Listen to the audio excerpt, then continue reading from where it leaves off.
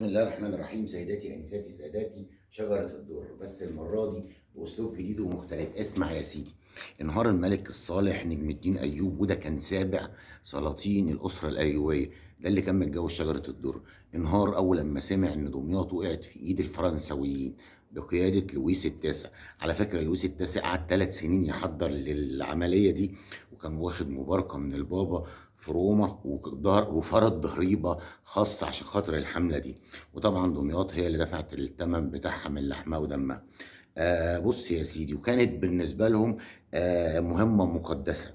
كان الجيش المصري عسكر قبل دمياط كده. والملك النجم الدين ايوب توفى. اول لما سمع انهاره مات الراجل.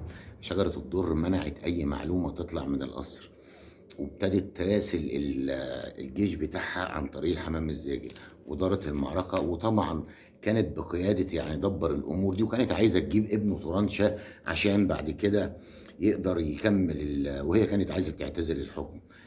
سدوا منافذ البحر الصغير، وقدروا يأسروا لويس التاسع. زي ما بقول لك كده، هي نقلته من المنصورية للسفينة ومحدش عرف. وكانت المعركة دايرة، وكانت بتدرع بالحمام الزاجل، ووديته في قلعة المقياس واتدفن في الجنينة بتاعتها.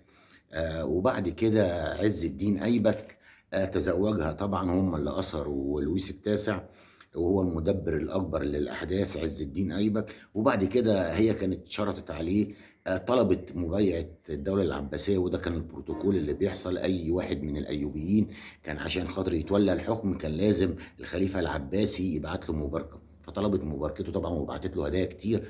لكن الخليفة العباسي كان الرد مخيب، قال لها لو ما عندكمش رجالة نبعت لكم راجل من عندنا. فطلع لها عز الدين أيبك وقال لها أنا لها، عشان تقدري تحافظي ان تفضلي سلطانه. خدت عليه عقود كتيره ان هو يسيب مراته وابنه حتى كمان ما يروحلهاش، عشان ما يبقاش يعني شجره الضر يعني. وهو طبعا وافق بلا مبالاه، وكأن ما فيش اي حاجه. وطبعا ما نفذش الكلام ده. حصلت بينهم بعد كده الغيره، وكان بيروح لمراته، وبعد كده قتلته وهو قتلها. لا، هم مش، هي قتلته. وبعد كده ام علي اللي هي مرات عز الدين ايبك قتلتها. وحتى كمان عملت حلوى يوم ما ماتت شجرة الدر، الله يرحم الجميع. والحلوى دي اتسمت ام علي، ولسه موجودة لحد دلوقتي بناكلها. دمتم في امان الله، والسلام عليكم ورحمة الله وبركاته.